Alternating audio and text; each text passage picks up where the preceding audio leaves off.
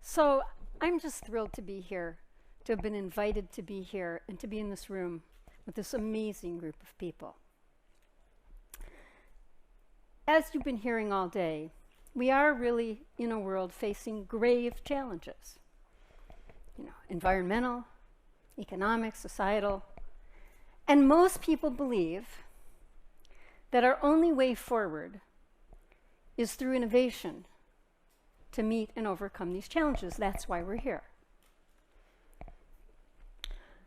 But, the question is, in what way are we going to meet those challenges?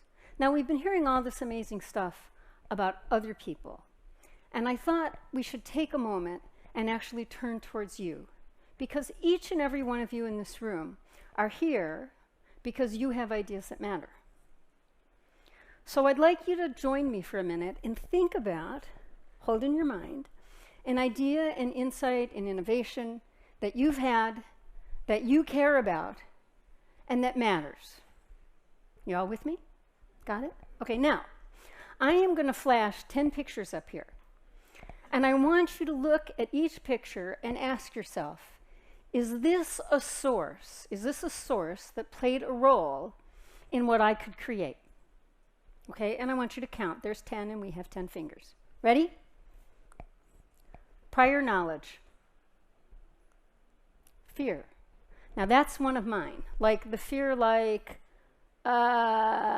everything depends on getting this thing to work and I don't know how to do that. That kind of fear that spurs innovation. New perspectives. Yeah. Anger. Inspiration. Necessity. I had a hard time figuring out that one. That's a necessity for me. Collisions. Unexpected coming togethers. Love. Curiosity. And courage. Okay. So, because you really matter, what happened for you as you looked at this?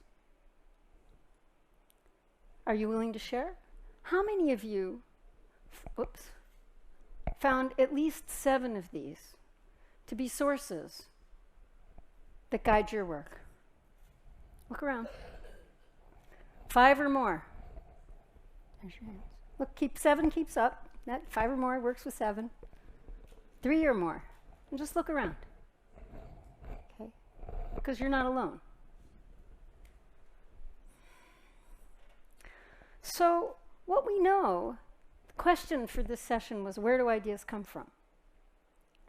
And the answer is they come from a lot of sources. A lot of sources. There are others I could have put up here, like luck. There are others, right? Come from a lot of sources. And there's one big thing that underlies all these sources, and that's connection. You've been hearing a lot about that, but it's because connected, touching something else stimulates our intellect, our passion, our being in a way that we just can't do alone. Now, as you know, I am an advisor and a thinking partner to CEOs all over the globe, thinking with them about their hardest questions. This is one essential form of connection, because no one, no matter how good they are, is as good thinking alone as they are well partnered with someone as good or better than them, and especially and including someone who's different. I don't always wear orange shoes, but I'm still different. Okay?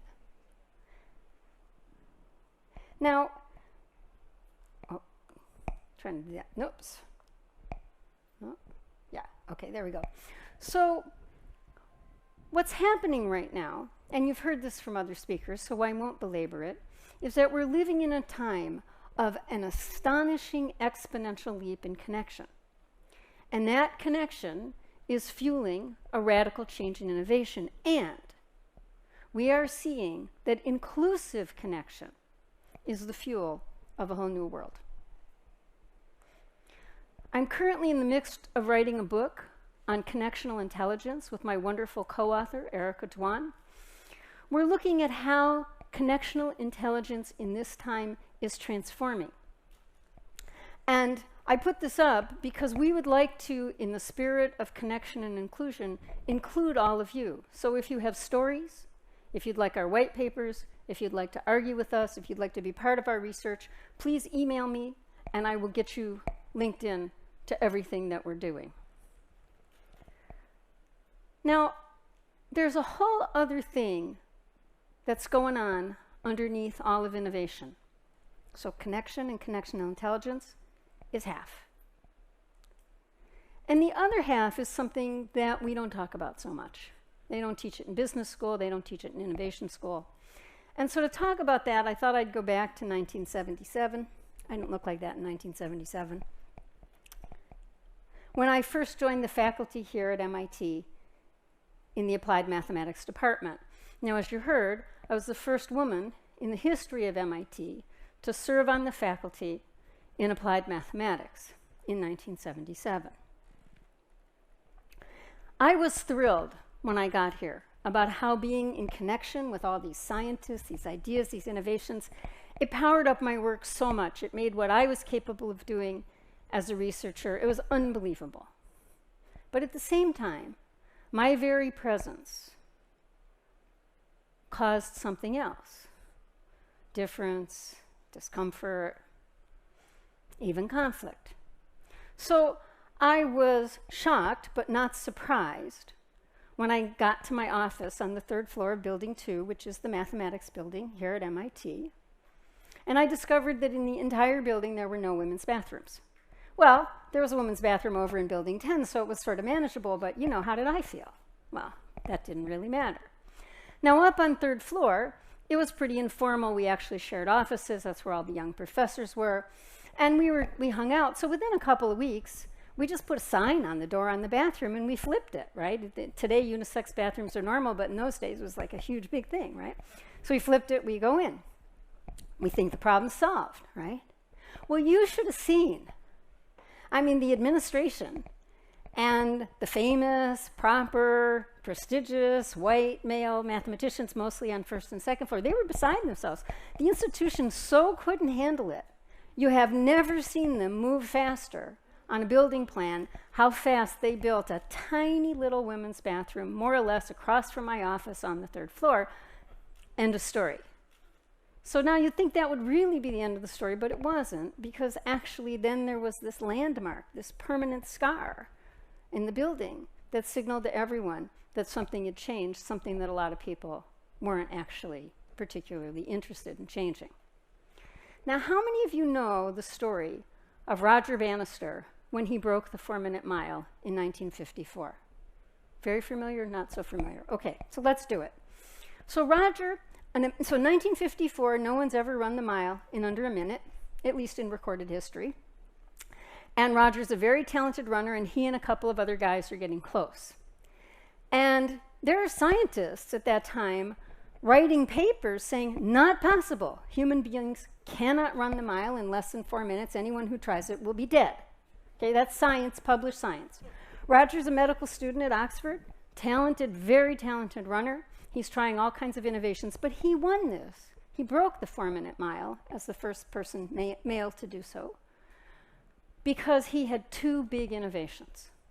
The first one, his first insight was that the issue wasn't speed, it was pace. That he could be as fast as he wanted, he couldn't sustain it. And the second, bigger, audacious insight was he said, it takes a team to win. But it's not a team sport, it's an individual sport. Roger, what are you talking about? So he goes to his 2 friends, Chris Brasher and Chris Chataway, and he says, Chris and Chris, I got this great, great plan for you. I got this amazing coach. We're going to train and train and train. You guys are going to pace me, fall off after the last lap. I'm going to go and win the world record. How would you like to be on my team? How many times have you been asked to be on a team like that, right? So then he says, no, I mean, we'll all win. We'll go down in history breaking the world record. Whoever remembers Chris Brasher and Chris Chataway. Okay. So they sign on, right? They sign on, they train and train and train. They have this amazing coach. Day of the race, they get off the block, perfect start. They feel great. They've practiced their splits. That's the deal, is hitting the splits, right? They've practiced and practiced and practiced. They start going. Roger feels this unbelievable surge in his body. He knows this is his day, okay? And all of a sudden, he just feels like Chris is going too slow. Starts screaming at him, Chris, you're blowing everything. Go faster, go faster. Now, they've practiced and practiced to stay on those numbers, right? Brasher is completely steady, doesn't budge. Roger's getting all agitated. The coach is going, Roger, calm down. Stay on plan. Roger decides, okay, no problem. He doesn't know what he's doing, but he'll fall off. Chataway will take over and we'll win this race. So they run the first 2 laps perfectly. Brasher falls off. Chataway takes over. He's exactly on plan. He's doing exactly what they'd planned. Roger starts screaming his head off. Chris, go faster, go faster. You're going to ruin it for everything. Get out of my way. Go. Chataway stays absolutely on plan. After the 3rd lap, he falls away. Roger's like, thank God those idiots are out of my way. He takes off. He feels great. He's going around. He gets to about here, and he starts to go out of control. His world turns black and white. He starts to stumble. He stumbles over the tape, breaks it with his chest, falls onto the ground, collapses, just like the scientist said, but he didn't die. 3 minutes, 59.4 seconds.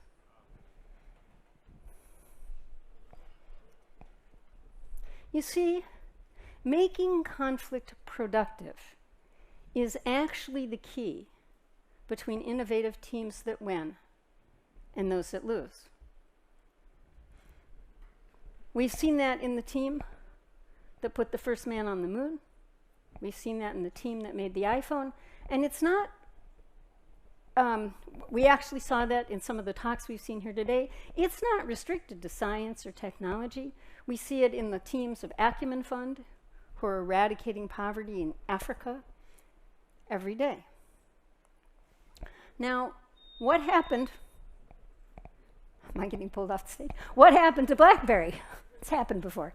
What happened to Blackberry? Let me tell you, some things happened to me on stage you don't even want to know. Okay, so what happened to Blackberry?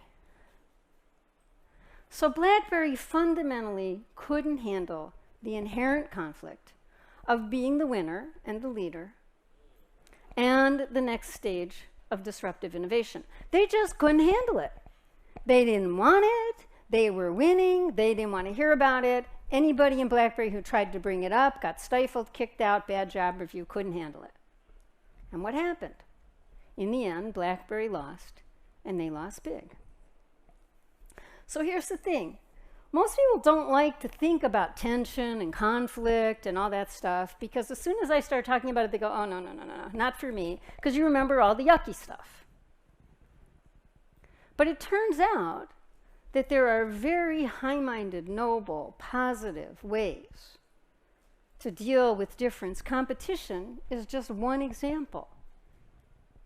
How many of you have ever been in a competition where you and your team did stuff in the heat of the moment that you just couldn't have done if it hadn't been for that competition, right?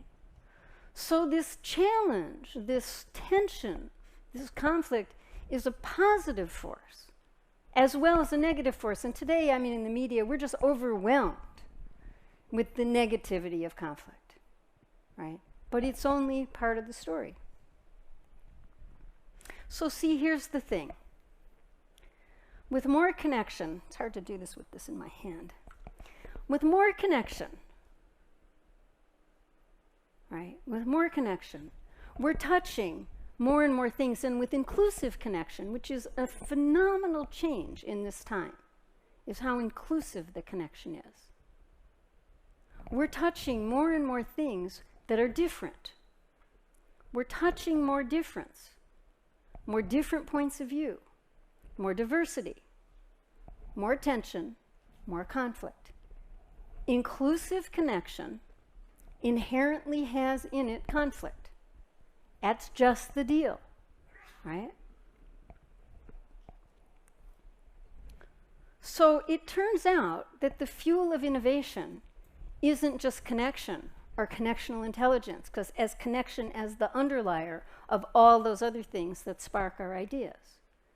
The reality is that the fuel of innovation has two strands: connectional intelligence and productive conflict. These are braided and inextricably woven together. So if you really want to create and win big, you actually have to harness both. Good thing I had a pocket. This is true of every CEO, that's the CEO of Procter & Gamble, every artist, and every scientist. But as I said, most people don't like conflict. They're afraid of it, although there really is very little to fear when you turn towards it.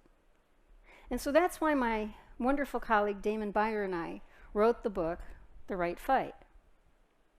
And since then, we've been circling the globe, working with CEOs and top leaders on the question of how to make conflict productive.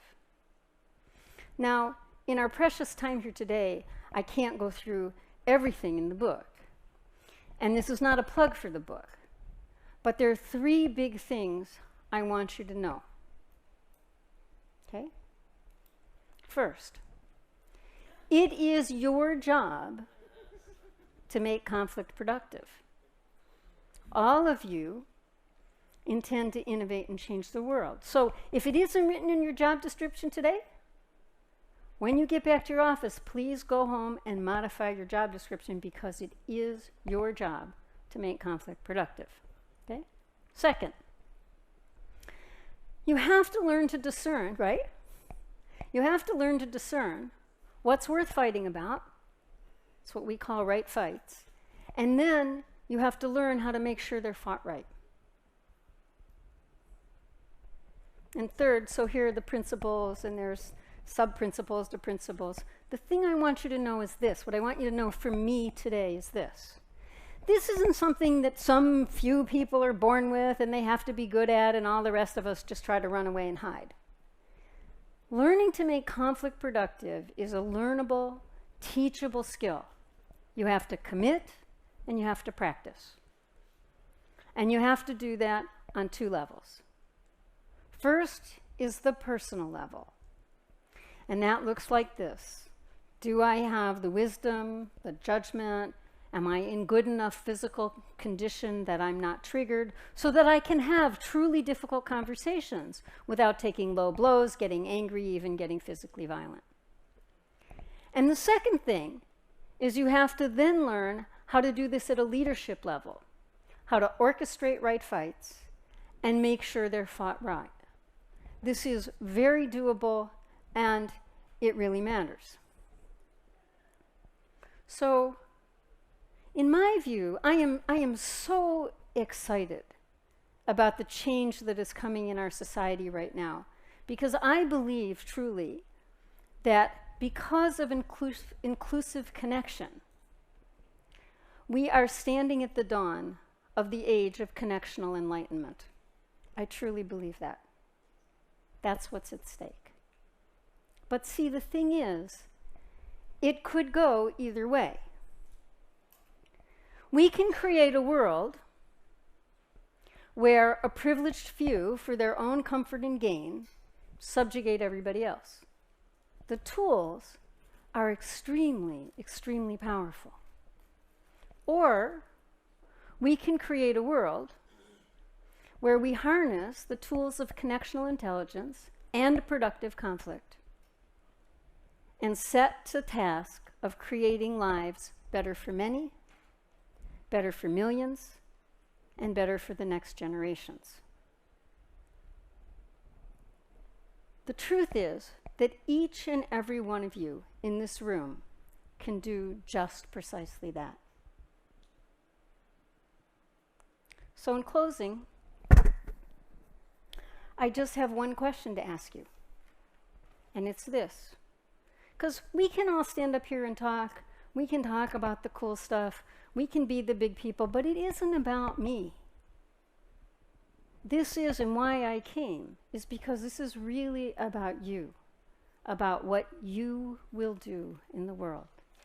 And the question I have is, Do you have the courage, the wisdom, and the purpose to harness conflict and connection to create the future you really want? Because, my friends, the world, and really the world, we need you to go out and do just precisely that. Thank you very much.